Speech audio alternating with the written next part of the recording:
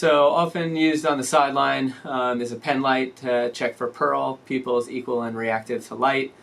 Usually in the office setting, if I'm seeing them 1, 2, 3 days later, that's not as useful at that point, so I usually just start with extraocular motion and just tracking the finger.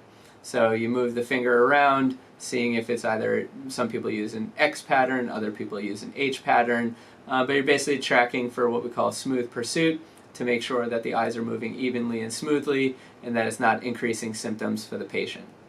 After that, we move the finger towards the nose. That's called accommodation, to make sure that the eyes come in together and go back out together, and then you want to see that things are moving smoothly and evenly. Once we've completed that, then I bring the fingers up. You want them about 12 inches away from the eyes and about 12 inches apart. You have them look from side to side, from finger to finger. I always say you want to see them move like a windshield wiper. Basically, the eyes should be moving evenly, smoothly, and at the same speed. If there's any, what we call nystagmus, rapid eye movement at the end range of motion, if the eyes are not tracking, if the athlete has to pause, or if it just looks like they're becoming symptomatic. They're squinting, they're blinking a lot, they have to refocus, they have to close their eyes. Those are all positive signs that likely a concussion has been sustained.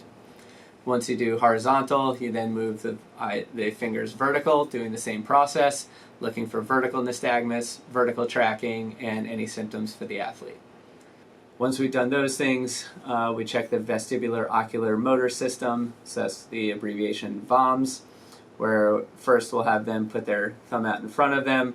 They're looking at the thumb and then turning their head side to side. Again, they're focusing on a fixed object in the foreground and moving their head, making sure that they can keep their eyes on the target, and also looking for anything that shows that they might be having symptoms. Squinting, blinking, losing track of it, or if their thumb's kind of trailing off while they're turning their head, they should be able to keep it still and keep steady moving on a fixed object. Once that's done, I often have them put both hands out like so. I instruct them to keep their heads and their hands together, and they rotate their body like a pendulum.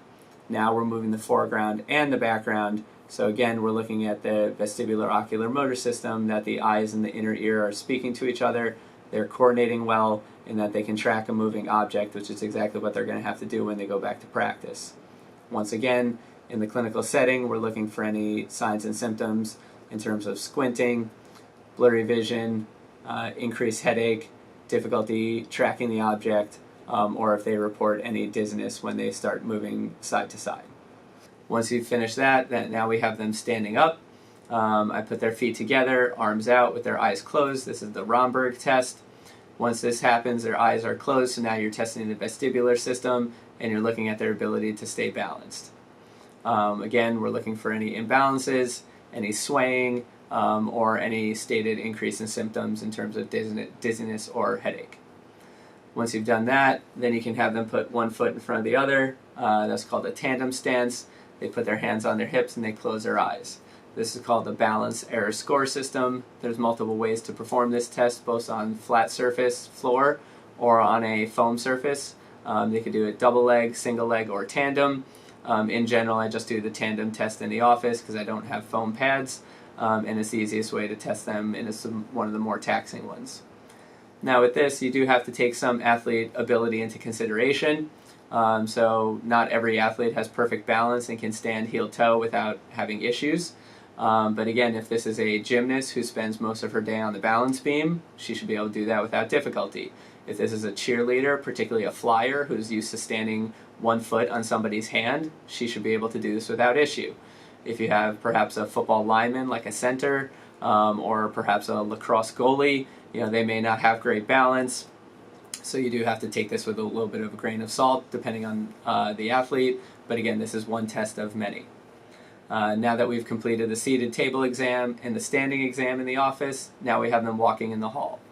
As they're walking, you have them look up and down. So now we're moving the visual system, the vestibular system, and they're in full motion. So we're getting closer to what they would have to do as an athlete during practice and gameplay. Again, we're just looking for any symptoms. Any swaying, any imbalance, or inability to walk in a straight line in the hall. Once they've done that, you have them turn around. Now they come back, and now they're looking side to side while they're walking down the hall. Again, just testing in the vertical and horizontal axis to see if any symptoms occur, and that will indicate that there's a positive finding. So use these exam findings in totality along with your history and their symptom score to diagnose a concussion and or to say that they've had a fully resolved concussion and they're ready for clearance for return to play protocol. Thank you.